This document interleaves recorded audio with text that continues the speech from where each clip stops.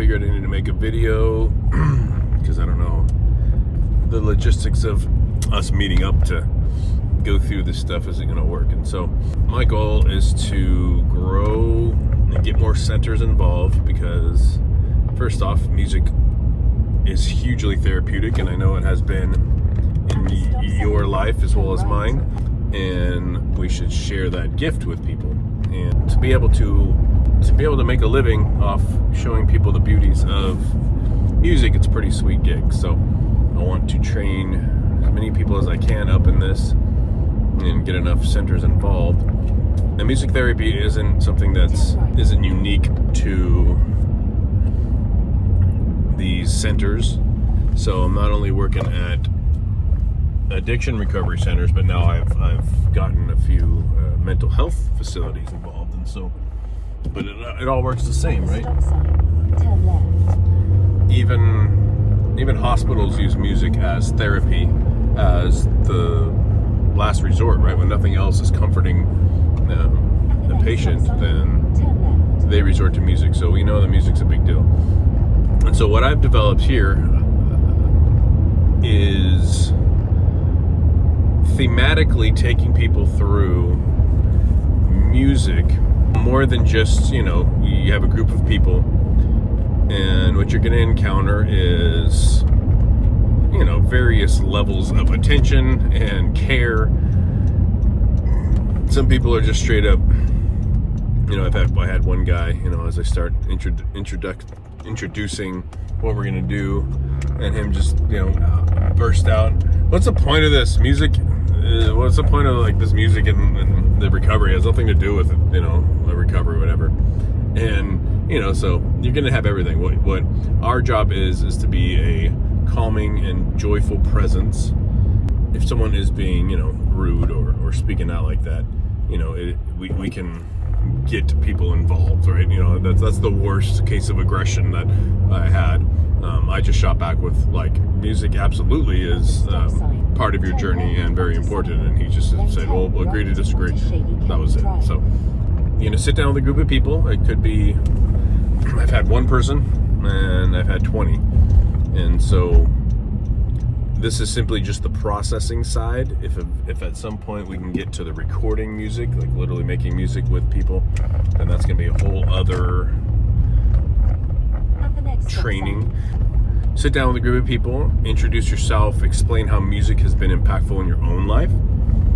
This will be heavy on your first time group, and then just a quick reminder as you start your second, third, fourth, and on groups with these people. You don't obviously have to reiterate the entire testimony each time, but just how has music impacted your life, and that's the easy part.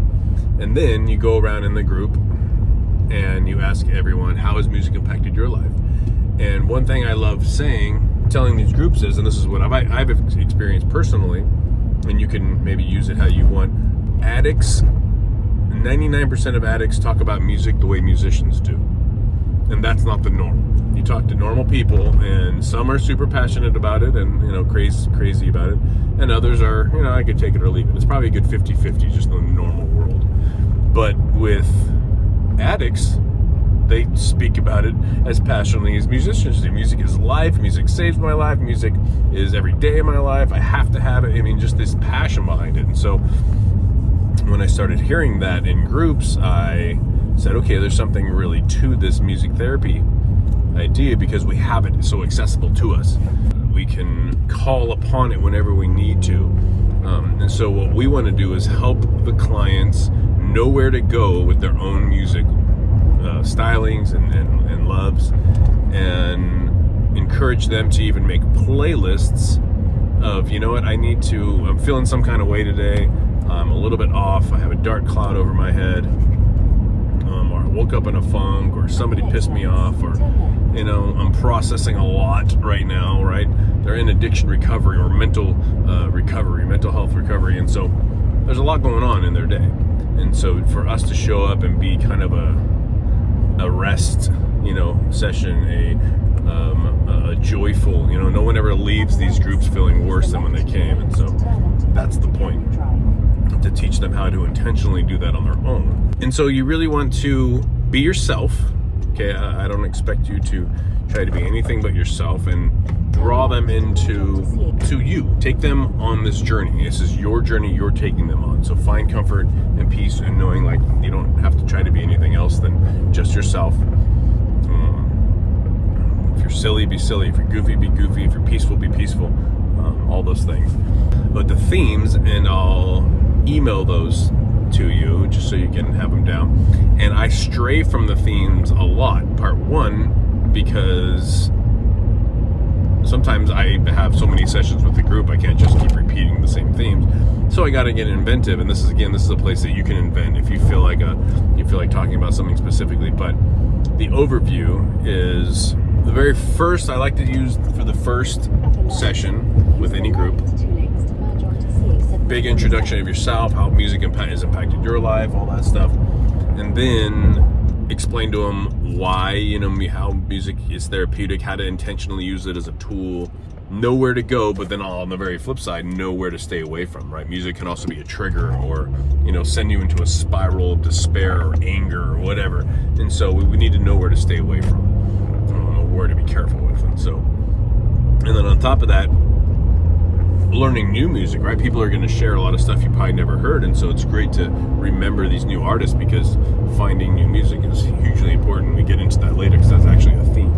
But the first theme, as after everyone's done explaining how music has impacted their life, and you're going to get a 99% just overwhelming response of like, music is life, music saved my life, music is motivation, music is inspiration, music is, all this stuff. And so it's fun, because then it puts everyone under the umbrella of how impactful music is. And so with that, the very next thing I go into is the impactfulness of music, the big impactful songs, the most powerful, influential songs in your life. And I always like to start the group with my own examples, because that's gonna just help kind of get everyone involved. Everyone's already spoken up, so now no one feels like they can just hide in the corner and they're invisible now. That's important, because you're going to get a lot of people that just want to be on their phones or just completely tune out the group. And technically they're allowed to. I don't. It depends on where we're at. Some groups don't have any phones. Some people will want you to say, "Hey, make sure they're not on their phone and they're involved." So we just got to kind of know what group we're going into. But again, you're not there to babysit, and so if somebody wants to be flat out defiant, you just write about it in the notes, which you got to teach you how to do notes later, and then let them deal with it. It's not our job to be uncomfortable and again to babysit. So I share this one song. Remember, you can do whatever you want, but it's nice to have like kind of the epic example in all this, with our own stories behind it. And that's what I had going into one of my groups a couple years ago. And then this guy's like, "Hey, can we play a song that saved my life?" So I was like, "What do you mean?" I would say music saved my life too, but he was like, I was done. I had a gun loaded in my dresser drawer, and I was on my way home, and I was going to shoot myself. I was just over it, done with life. And on my way home, I hear this song, and it stopped me. And I'm like, "Let's hear that song, please." And so now for a couple of years, I've been using that song as the example of like, you can't get more influential and impactful than that. And so it's a song by ISO, I-S-O, and the song's called "Don't Let Go." And so look that up and look up the lyric video. And what you're going to have at most everywhere is YouTube. And I always try to go lyric videos as much as I can. Unless they specifically ask for the music video. I like to ask, can you understand what they're saying? Because, we're here to like, not only vibe, but also to, take me on the journey with you. Why are you choosing the song you're choosing? So then after I play that song, sometimes, depending on sometimes we have an hour and 15 minutes, even an hour and a half to fill. Some places are 45, some places are now, it's all different. But if there's, not a lot of people, then we got to fill time. So you can also share a second song of impactfulness. But if not, then just share the one song, whether it be ISO, "Don't Let Go," or your own example if you know a story or have a story, but draw them into it. I tell them all about story, play the song, and then I say, "Okay guys, so what's like one song? I know there's probably a lot, but what song has really impacted your life in like a big way?" never really have had a problem with people like wanting to be like, oh, can you play this song? Oh, can you play this song? And so you play the song. Usually when the song's done, say something about it so it's not just awkward silence.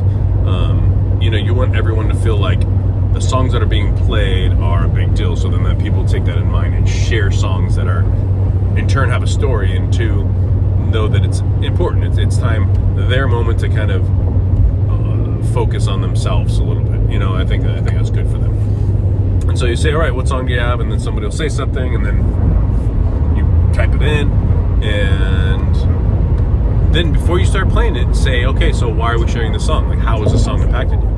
And don't let them get away with, because all of them want to just, most people don't want to talk in front of the group, so they'll be like, oh, just listen to it, and then that's when you get a lot of. So say like, no, I want to know, like, you personally, I'm going to get something different from it, but I want to be drawn into your experience. And the same with the whole group, because you don't want it to just feel like everyone's just sitting around playing songs they like, which is okay sometimes. That's a whole different thing.